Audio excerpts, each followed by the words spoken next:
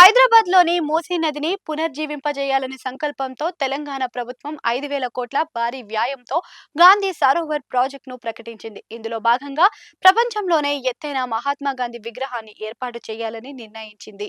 అయితే ఈ 200 ఎకరాల విస్తీర్ణంలో ప్రాజెక్టు కోసం బండ్లగూడ జాగీర్‌లోని మధు పార్క్ రిడ్జ్ అపార్ట్మెంట్‌లోని నివసిస్తున్న సుమారు 500 కుటుంబాలను ఖాళీ చేయించాలని ప్రభుత్వం భావించడం ఇప్పుడు పెను వివాదానికి దారితీస్తుంది. వేలాది కోట్లతో నిర్మించిన సుందరీకరణ ప్రాజెక్టు సామాన్యుల ప్రజల నివాసాలను బలి తీసుకోవడంపై ఇప్పుడు సర్వత్రా నిరసన వ్యక్తమవుతుంది.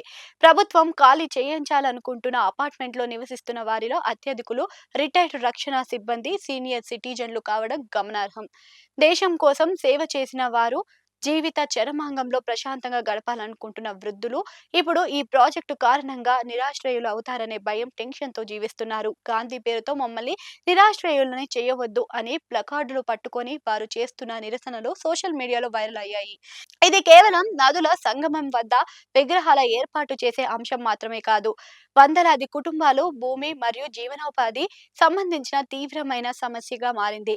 మహాత్మా గాంధీ మనవడు తుషార్ గాంధీ కూడా ఈ ప్రాజెక్టుపై తన తీవ్ర అసంతృప్తిని వ్యక్తం చేశారు. విగ్రహం కోసం నివాసితులను స్థానభ్రంశం చేయడం అనేది మహాత్మా గాంధీ సిద్ధాంతాలకు పూర్తిగా విరుద్ధమని ఆయన స్పష్టం చేశారు. ఈ ప్రాజెక్టును వ్యతిరేకిస్తూ ఆయన లేవనెత్తిన ప్రధాన అంశాలు ఇవే: మమకారం లేని అభివృద్ధి. తన తాత విగ్రహం కోసం సామాన్య కుటుంబాలను ఇబ్బంది పెట్టే ఆలోచనలను ఆయన తీవ్రంగా వ్యతిరేకించారు.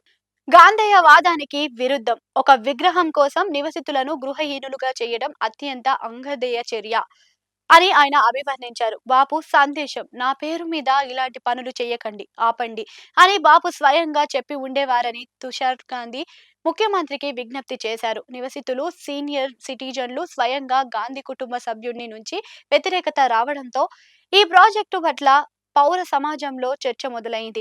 ప్రభుత్వం తన పెద్ద ప్లాన్లను అమలు చేసే క్రమంలో మానవీయ కోణంలోనే విస్తరించనున్న విమర్శలు వస్తున్నాయి. సుందరీకరణ అనేది ప్రజల కన్నీళ్లపై జరగకూడదని, స్థానభ్రంశం చెందుతున్న కుటుంబాలకు న్యాయం జరగాలని సర్వత్రా డిమాండ్ వినిపిస్తుంది.